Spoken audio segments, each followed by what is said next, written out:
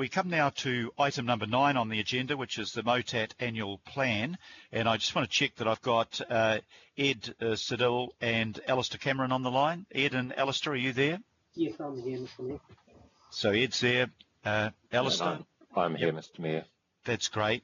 And I'll ask Desley Simpson to move this, and maybe Councillor Henderson to second it, because I think you've been dealing with this under finance and performance.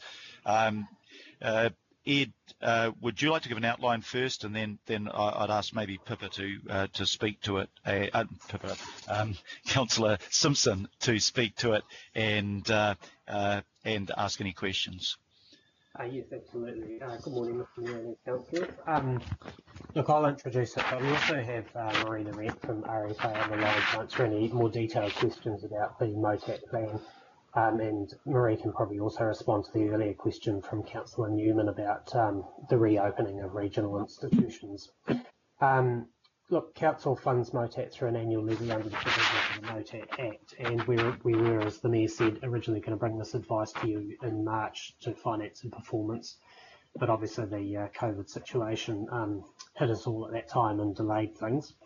RFA, as our agent in the process, discussed the process with us, and we wrote to MOTAT in early April, or rather RFA wrote to MOTAT in early April requesting a revised plan and legal request. MOTAT worked really quickly to turn around a revised plan in conjunction with RFA, and while the strategic priorities remain largely the same, MOTAT has frozen staff salaries and deferred some capital projects, and thereby reduced its levy request by 5.8% on last year and considerably on what it originally was coming to council for. This can be seen on page 41 of the plan. I'm sorry, I don't know which page of the agenda that's on, but it's 41 of MOTAT's plan, where the indicative budget is, and you can see there how MOTAT has set out quite transparently its various business service areas and development projects, and showing those deferred works. RFA has recommended that MOTAT's plan and levy be approved, and their letter advising that to council is attached to the report. I'd also just like to take the opportunity to acknowledge MOTAT's leadership during the COVID crisis. They've been really active in the cultural heritage sector, not only in Auckland but more broadly around New Zealand. MOTAT prepared a table of responses at different alert levels and what it meant for them and how they would operate, and they shared that range of institutions were able to use it as a resource for guiding their own responses, and that has been really well received.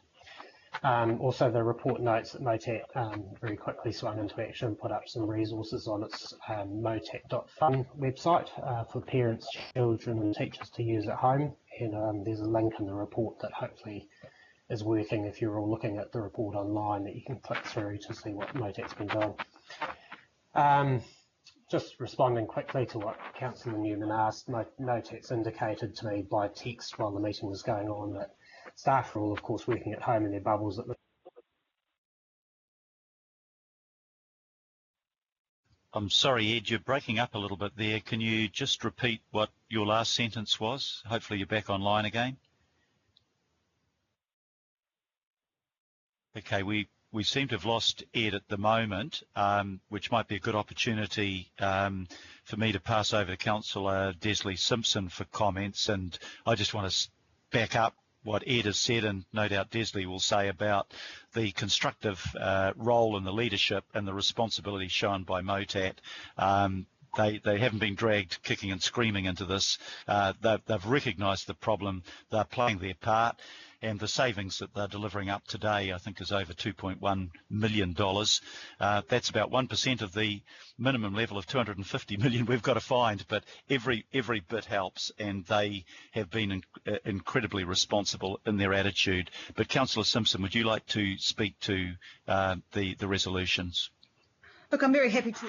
I think a lot of it said. This is one of those things, colleagues, that we have to approve. MOTAT voluntarily have done this, and I want to acknowledge MOTAT staff and the board hugely in the way that they have acknowledged that we have a lot of a problem, and their role in helping with us deal with that.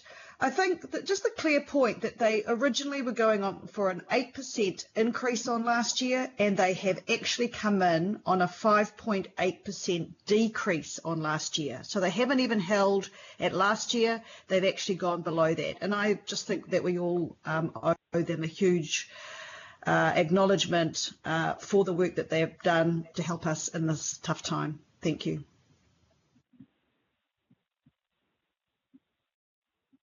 Thank you very much, Councillor, and that's absolutely correct. It's a big gesture on their part, and I hope an inspiration to other organisations that we're working with to find those savings. Shane Henderson, would you like to add to those comments as Deputy Chair of the Finance and Performance Committee? Yeah, I just want to kind of echo and endorse those comments, and yours as well, Mr. Mayor. I do hope that it is an inspiration. But yeah, certainly a sacrifice for MOTAT for the greater good of the city, and I think that's a really, really laudable thing. So thank you to MOTAT. I do have some questions on the report, but maybe I'll handle it through the email. But yeah, apart from that, I'd also want to say thanks to Desley Simpson as well for your hard work on this. Thank you. Yeah, big thank you to both of you. Look, rather than going through the roll call and rather than having comments and questions separated, I'll just ask people please to indicate either on the talk line or call out if they'd like to ask a question or to make a comment. So comments and questions from any member or councillor on the call.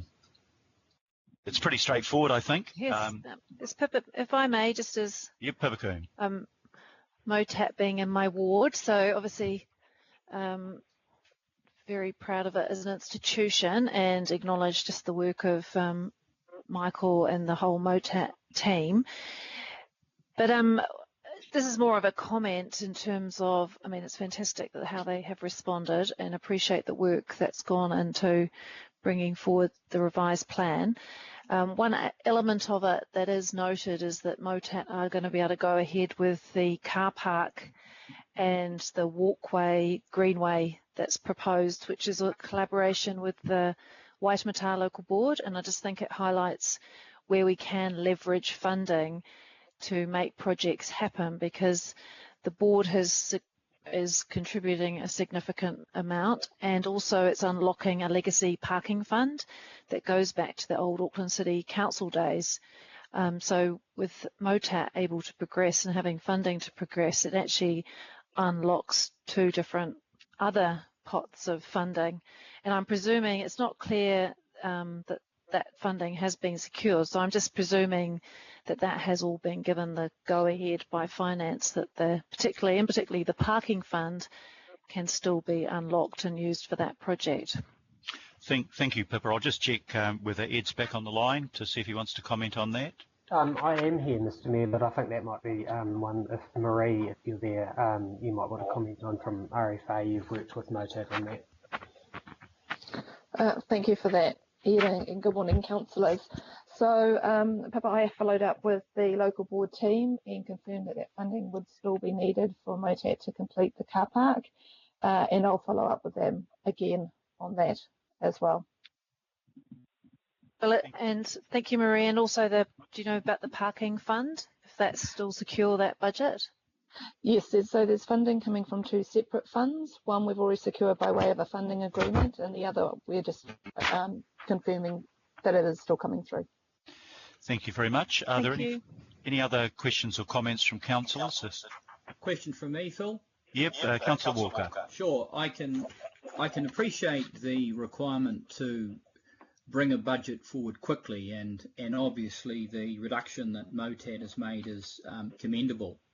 Having said that, given the circumstance where things aren't entirely predictable and aren't going to be over the next financial year, does the budget allow flexibility so that if changes need to be made over the course of the year, priorities changed and the like, that is allowed for? Ed, you might have an answer to that. Yes, I think the budget does allow for that. I mean, largely the way that the reduction's been achieved is by deferring a couple of capital projects and freezing staff salaries. So there's still considerable ability there within the operational envelope to change things as priorities shift and perhaps, you know, the situation shifts with COVID. So yes, I think there is that flexibility. Thank you. Councillor Al-Filipina. Thank you, Your Worship. Look, I also wanted just to congratulate MOTAT for where we are now, but I think what can't be understated is the work that RFA did during this process as well. So I just want to acknowledge the work that RFA did in regards to getting MOTAT in the position we find ourselves, Your Worship. So just want to acknowledge the work there. Thank you very much, Councillor, much appreciated. If there's no further comment or question, it's been moved by Desley Simpson, seconded by Shane Henderson, and just noting that not only is the saving set out in the approved levy, but acknowledging the role of MOTAT and also taking on board, of course, Councillor Filipina's comments. So I'll put the motion. All those in favour, please say aye. Aye. Aye. Aye. To the contrary, no. Aye. Carried. Thank you very much for that.